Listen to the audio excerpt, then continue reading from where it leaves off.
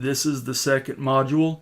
In the last module, I provided you with an overview of substance abuse testing programs, safety manager responsibilities in these programs. We talked a little bit about the medical marijuana in the workplace controversy.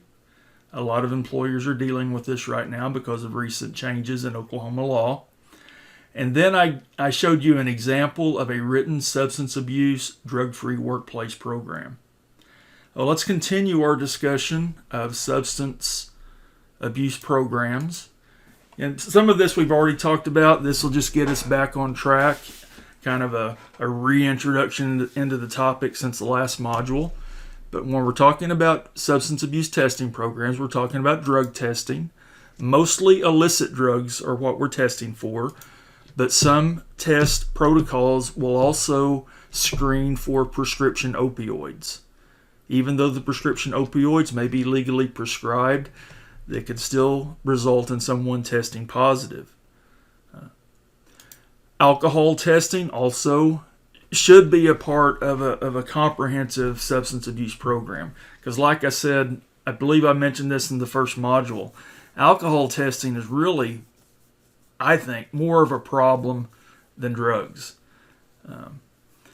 In my career, I've had more problems with workers drinking and being on the job under the influence of alcohol than workers taking an illicit drug and being under the influence of that illicit drug. So a good program is going to include alcohol testing as well as drug testing.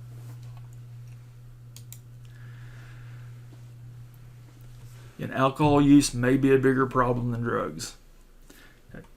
Now, there are some types of work operations where it is legally required that the employer implement a drug testing program.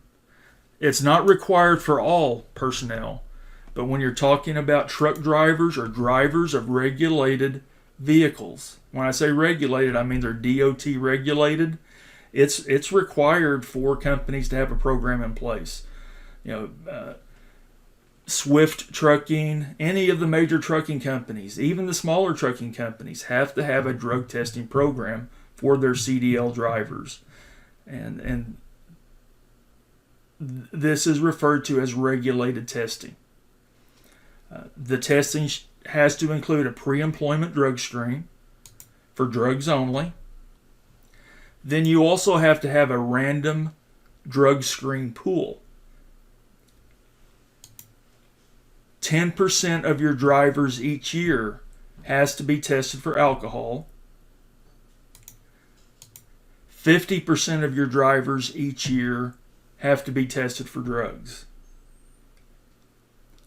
And this is legally required, again, for trucking companies or anyone that has CDL drivers on the roadway.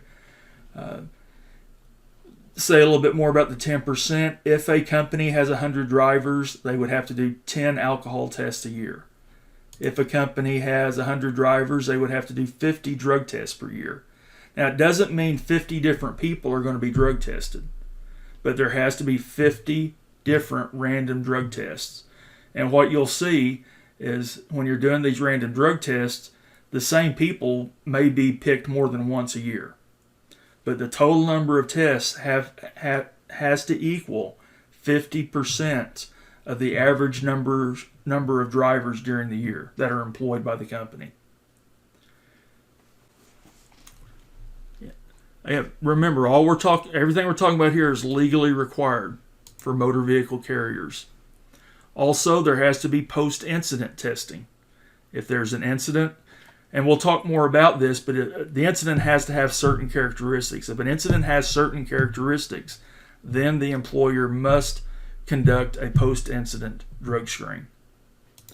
Another type of testing that's required by law, you have to have a program in place, reasonable suspicion testing. And we'll talk more about that also. Again, these are legal requirements, but best practice for a company, and you're seeing more and more companies, I would say most larger companies are like this. The best practice, all personnel are subject to the same types of tests as CDL drivers. Pre-employment for all, random drug testing for all. Now the percentages don't have to be 10 and 50 for your non-driving employees. I always would shoot for 10 and 25%. I would try to alcohol test 10% of our employees during the year, and 25% of our non-truck driving employees would be drug tested. Again, for drivers, it's 10 and 50. That's the legal requirement. And you can go above that legal requirement, but you have to do 10 and 50 for truck drivers. 10 and 25 would be a good number, but it could be 15 and 30. Could be 5 and 10,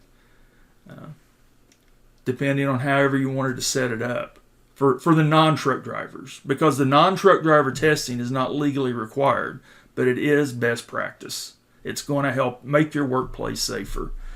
Also, post-incident testing. You need to have it in your program. You need to have it stated in your policy that employees involved in an incident could be subjected to a post-incident drug screen. Again, this wouldn't be necessary for all incidents. Again, use some common sense in how these are executed. And I'll give you an example. When I went over to Manhattan Road and Bridge, they had a program in place, and it was a good program. They had the policy that everybody got tested after every incident. Didn't matter what kind of incident it was. And I finally said, well, what happened, we had a driver strike a deer. A deer jumped out in front of the company pickup, and the pickup was damaged. The deer ran off into the woods, probably died in the woods. That's neither here nor there. But they required that driver to stop what he was doing, go get a post-incident drug test. When I heard about this, I argued that it doesn't make sense to test the driver in that situation. Let's use some common sense. Let's not test drivers in that type of situation, or let's not test workers where there was an obvious cause out of their control. That would be like drug testing somebody that was struck by lightning. That doesn't make any sense. Drug testing somebody struck by lightning. It doesn't make sense to drug test a driver that a deer jumps in front of his truck. And we eventually eased up on the policy a little bit, and it was determined on a case-by-case basis, which makes more sense. If we're sending everybody in for a drug test that strikes a deer, then we're going to be spending a lot of money and losing a lot of production that doesn't really make any sense. Hell, the deer needs to be drug tested, not our driver who struck the deer. And again, I was successful in getting them to see the light on that particular situation. But now you may not always be successful. You might encounter the same type of situation. And you can make your argument, and you're not always going to be successful. I wasn't always successful in my recommendations and my proposals and my arguments as a safety manager, and you won't be either. But in this case, it made sense to them, the argument that I was making, and we started, like I said, on a case-by-case basis. Some situations made sense to do a post-incident drug screen. Some incidents it didn't make sense.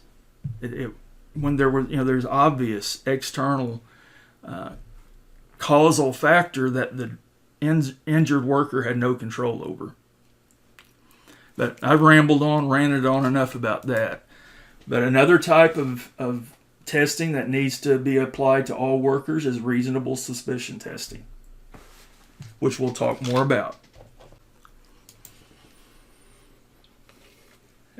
One issue that's come up recently with post-incident testing, OSHA's come out very critical of post-incident testing. OSHA would like to see companies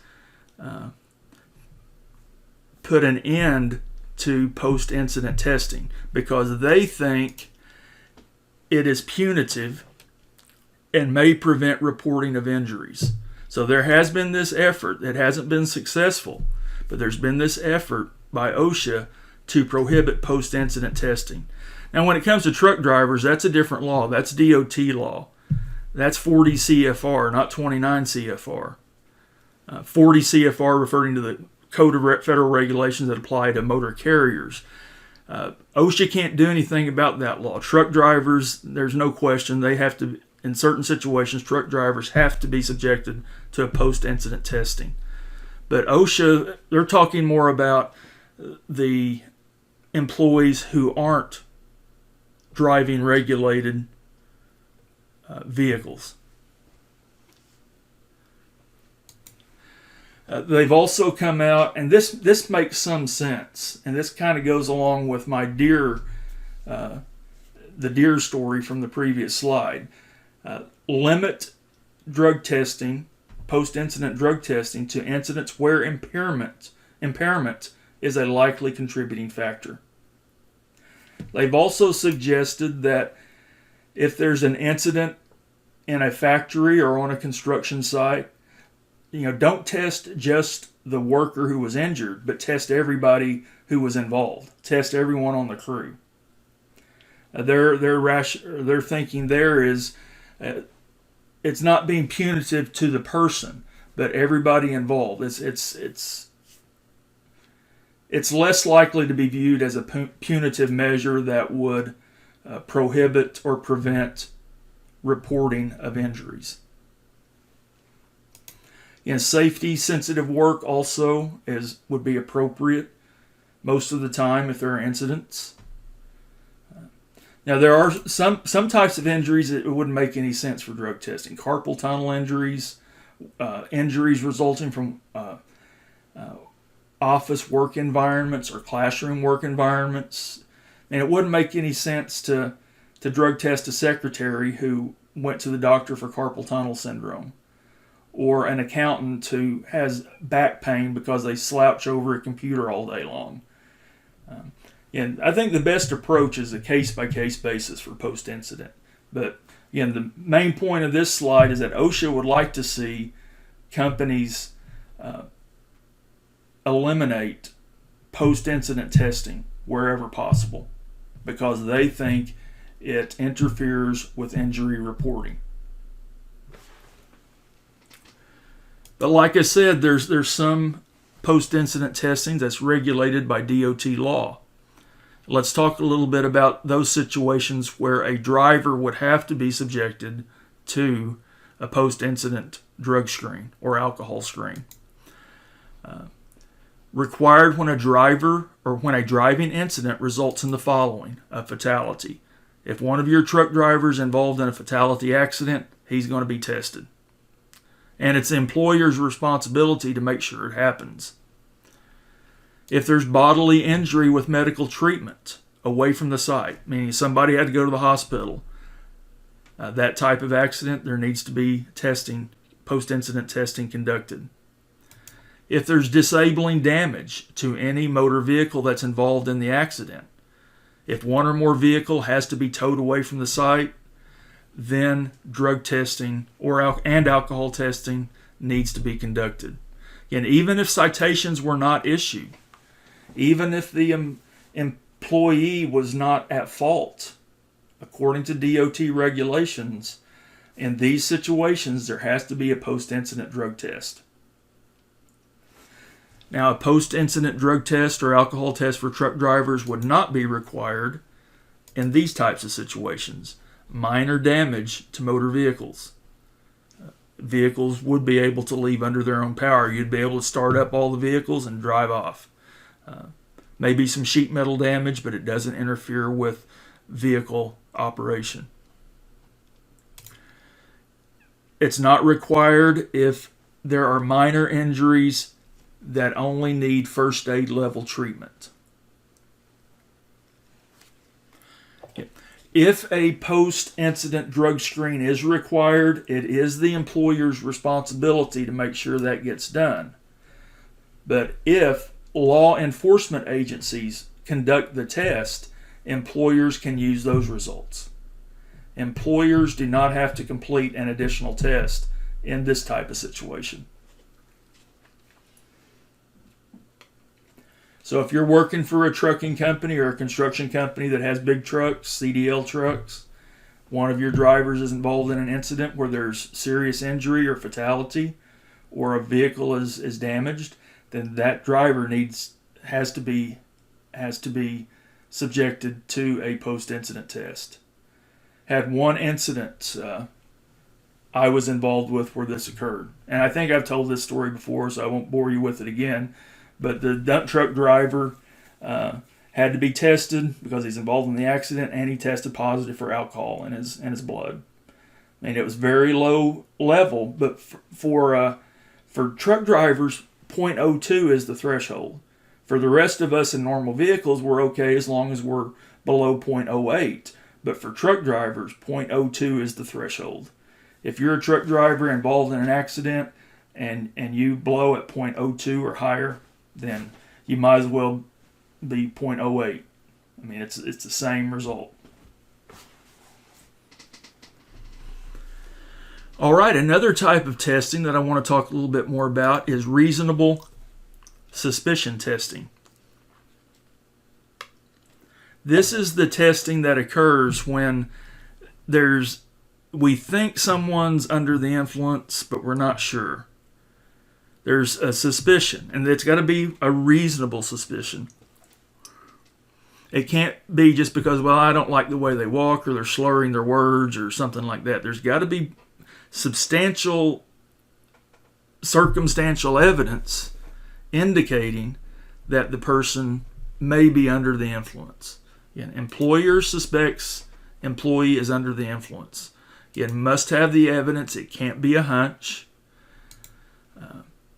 You have to look at their appearance. Maybe there are some indicators based upon their appearance, behavior, physical movement, odors. Again, odor is an indicator. Odor of alcohol, odor of marijuana could be a part of that evidence that results in a reasonable suspicion test. Speech, slurring speech might be part of it, but that alone probably wouldn't be enough to be justified in conducting a reasonable suspicion test. Ideally, there's going to be a written record of observations. Whoever requests a reasonable suspicion test, ideally they're going to have a written record of their observations leading them to believe that this person may be under the influence of a substance. Just a simple report from other employees is not enough. Now, this would initiate a further investigation, but it needs to be thorough. There needs to be evidence. Anyone who makes a request for reasonable suspicion testing, they can only make that request if they've been properly trained. Supervisors, for example, making a decision about reasonable suspicion testing, they have to have at least 2 hours of testing. And in that testing, it's going to cover the different types of indicators that may suggest a worker being under the influence. Now, the companies that I've worked with, we used a packaged training from J.J. Keller. I don't recommend all of J.J. Keller's training materials, but when it comes to drug testing, alcohol testing, and anything to do with truck drivers and the trucking industry, it's really good material. Again, it was a video and a workbook that we would work through. Took about 2 hours. We'd go in and watch the videos and fill out the workbook questions and open for discussion. But the emphasis was on preparing supervisors to make this decision if they needed to make the decision. Now, if someone has not had this training and they request a reasonable suspicion test, then we're back up to investigating further investigation, because if they haven't had the training, they can't make the request, basically.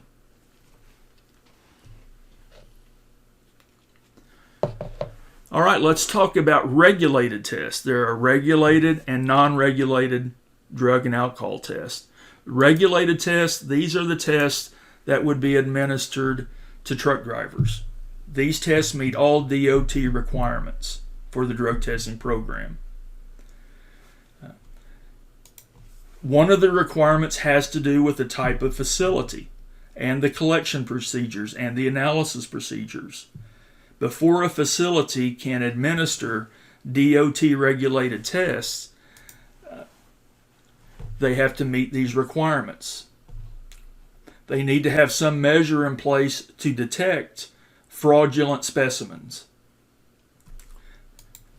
Some examples of methods used to detect fraudulent specimens would be blue water in the toilet, or they tape the toilet tank.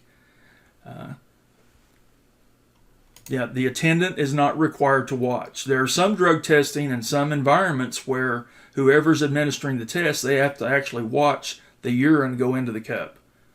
But DOT testing does not require that. But it does require that some mechanisms or measures in place that would allow the detection of a tampered specimen. And again, here's some other measures along the same lines. Temperatures of specimen, color of specimen. The procedure requires what we call split vial sampling, where the specimen is split between two vials. They'll go in and pee in one cup, but then the attendant, whoever's supervising that procedure, they will split that urine into two cups. The first cup will be analyzed, then the second vial is available if there needs to be additional confirmation sampling. The laboratory that does the analysis has to be certified for these types of procedures, these types of analyses.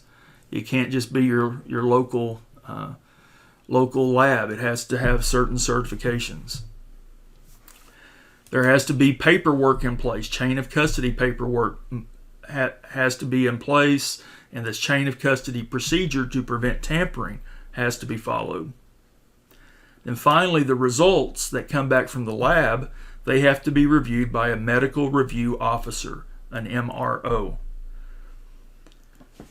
The MRO will usually be a physician, not a physician's assistant or a nurse. It's normally going to be a physician. That's the medical review officer.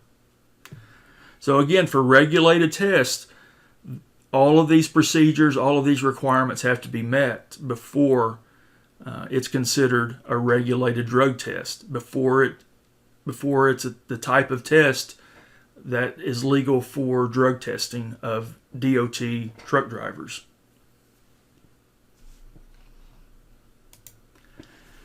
Here's an example of a chain of custody form. And this chain of custody form will follow the sample all the way through the process. It starts with when the sample is collected. It then goes to the laboratory. It then goes to the medical review officer, and ultimately the results will be analyzed and made available. They're made available to the employer in most cases before they're made available to the person submitting the sample. Now, the exception to that would be if there's a positive drug test, the medical review officer may contact the person providing the specimen and talk to that person to see if there's anything that may have caused a false positive result.